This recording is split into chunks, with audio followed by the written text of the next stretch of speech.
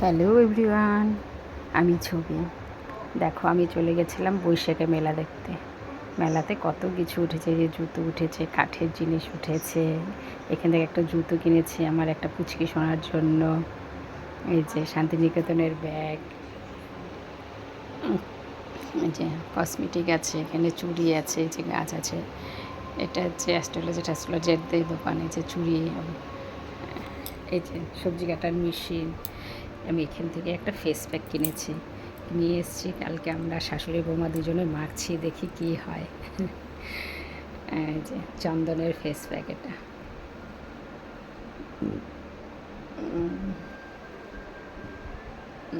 যে কত কিছু উঠেছে।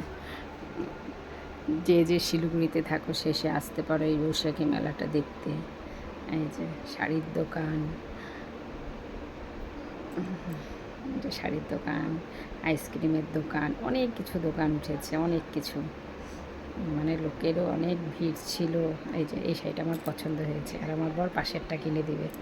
ঠিক আছে, আমি বলছি আমাকে পার্পল কালার কিনেই দিতে হবে। যে ব্যাগে এই যে আদিবাসী তেল বলে, যে এই যে আদিবাসী তেল এটা।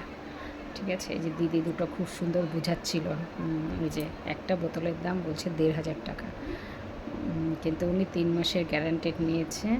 এই যে চীনামাটির, কিন্তু দেখতে খুব ভালো লাগে, কিন্তু আমার ঘরে রাখার জায়গা নেই।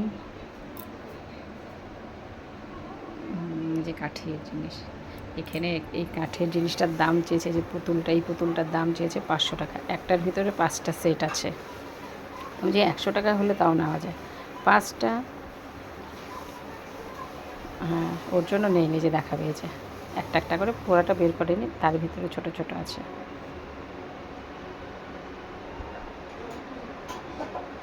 যে কসমেটিকের দোকান,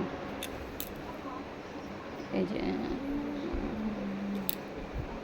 এই যে গোপাল সোনার কাপড়, গোপাল সোনার ড্রেসের দোকান, কিন্তু কেনা হয়নি কিছু। আচারের দোকান, ব্যাগের দোকান,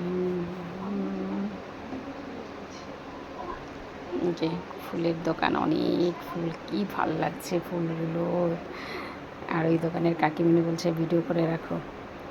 এই যে বাচ্চাদের খেলনা, এই দোকানে পুতুল আছে, পুতুলগুলোর কি দাম!